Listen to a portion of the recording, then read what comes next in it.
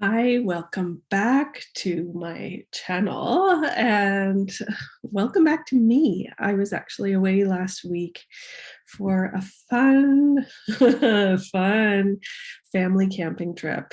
And I gotta tell you, I fell out of my healthy practices, and it it impacted the way that I felt about the camping trip.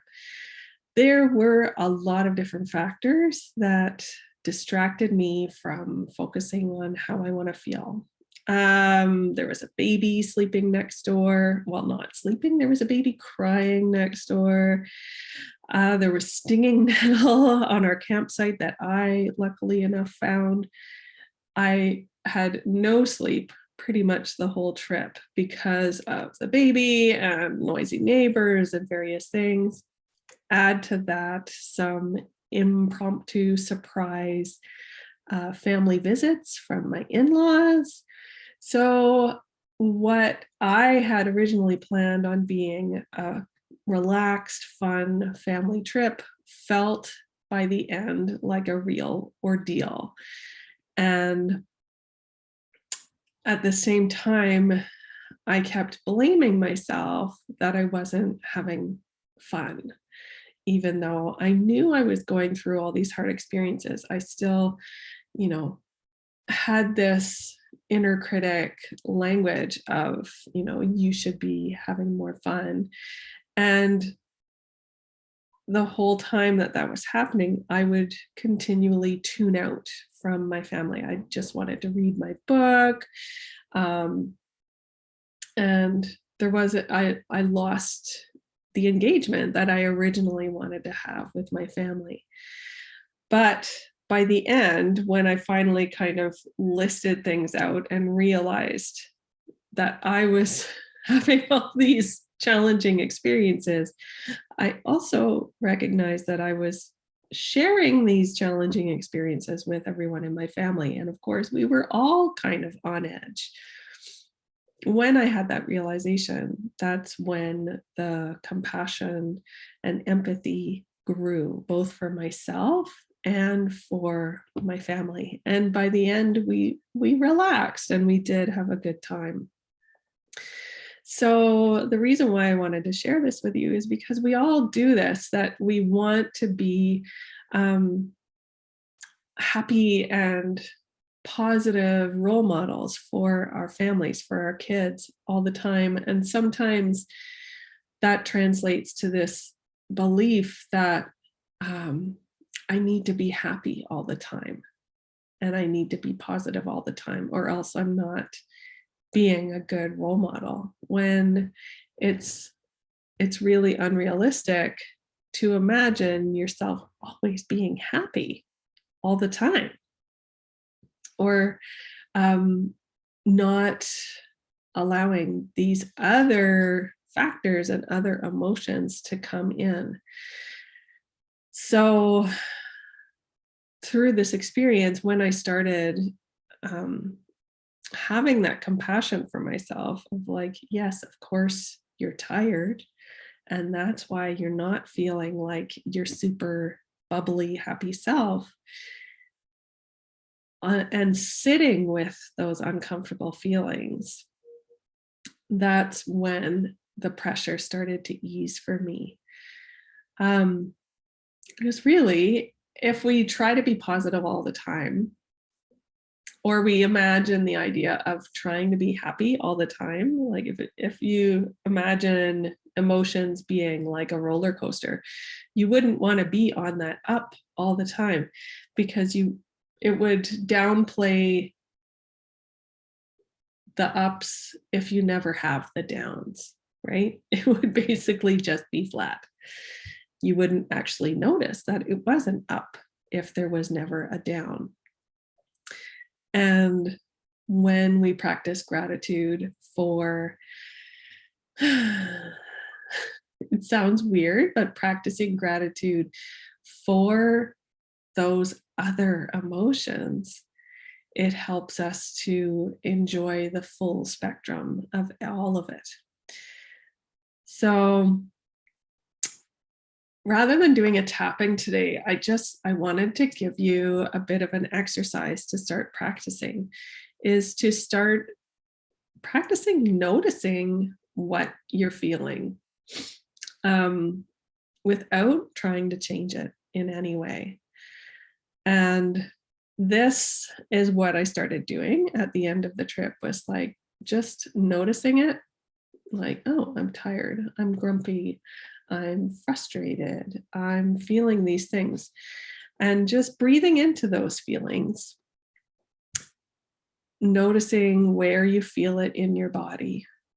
We feel different feelings in all different places. I know, um, those of us who, well, I've faded from it, but practicing yoga is more of an emotional and spiritual practice in its true form, because it helps to release the emotions that have been trapped in your body.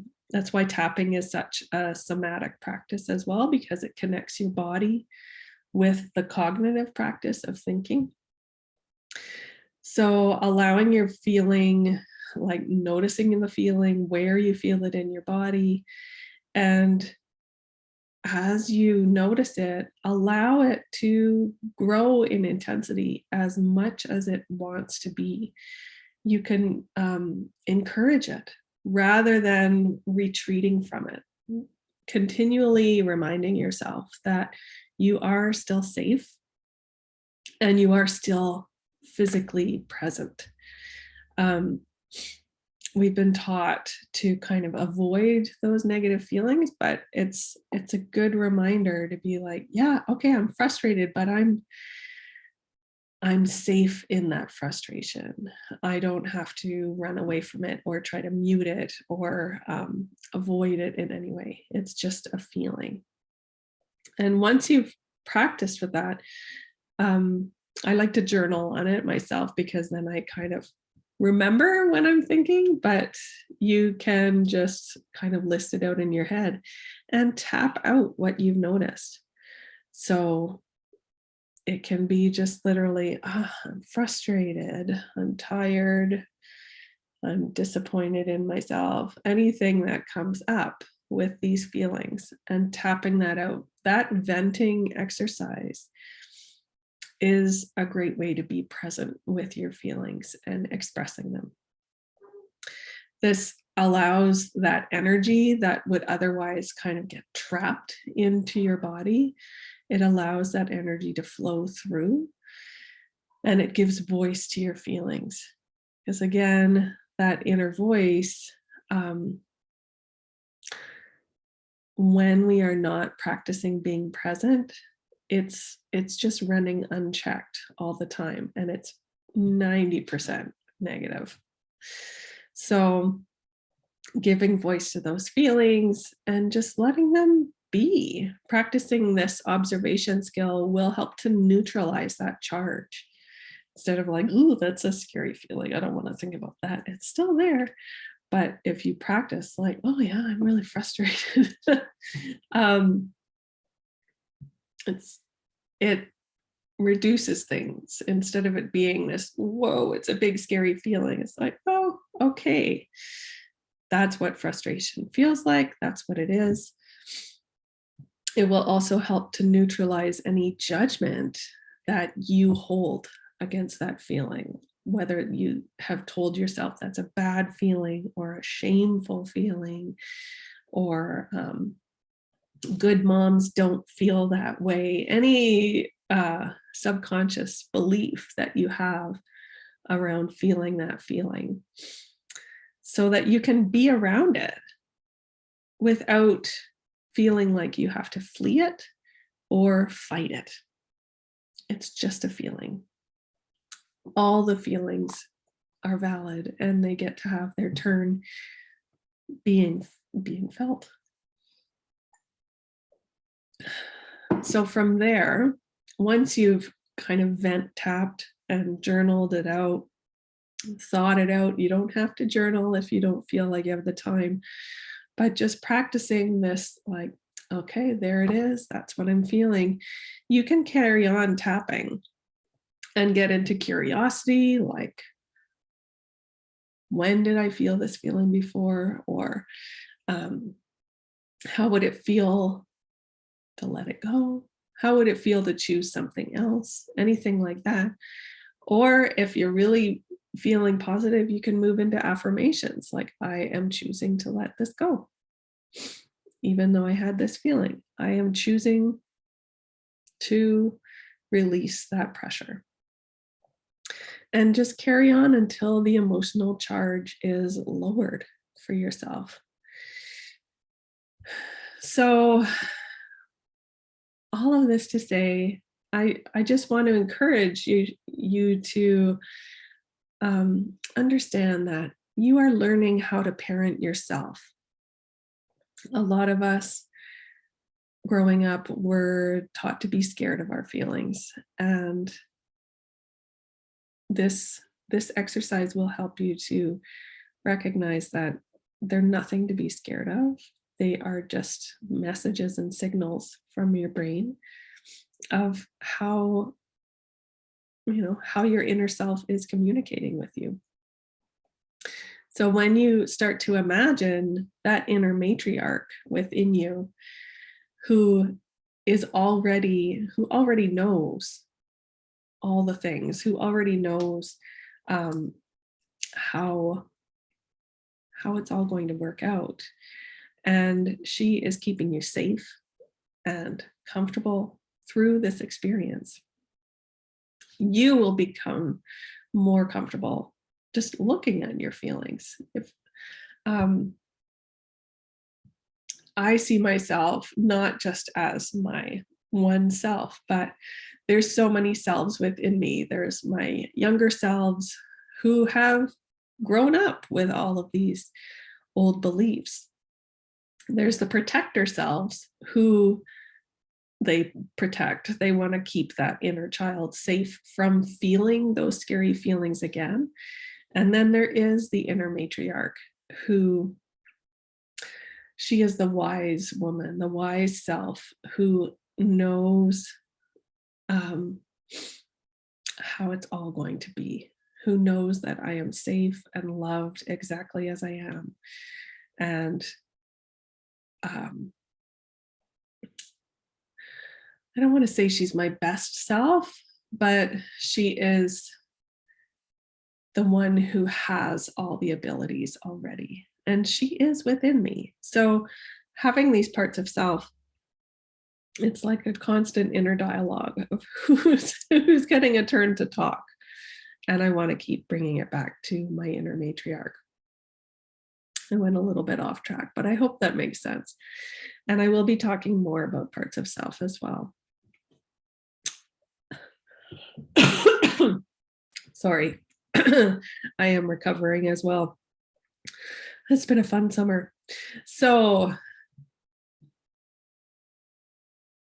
to wrap this up, just be kind to yourself. And remember, it's okay to have the feelings. And I encourage you to start getting curious about, recognizing what feelings are coming up for you and what stories may be attached to that. My question for you is to think about, do you look at your feelings as they progress, or do you have a habit of just packing everything in until they're too much to handle and the lid pops off kind of thing? I know for myself, there are times that I'm one, there's times when I'm the other. So what patterns do you notice? Like, what causes you to kind of muffle your feelings and pack them in? And what allows you to be calm and recognizing your feelings? So when are you one and when are you the other? What patterns do you notice in your life with this habit? And what pattern would you like to have instead? There's your curiosity for the day. So let me know if this helped. And if it did, I hope you can please like and subscribe and do all the things and share this with someone if they have a habit of kind of keeping all those big feelings to themselves. Moms, we need to start modeling that it's okay to have the big feelings, because otherwise our kids are going to feel shame as well. All right. I'm going to stop there before I cough again. Hope you're all having a great summer so far, and I will be back next week.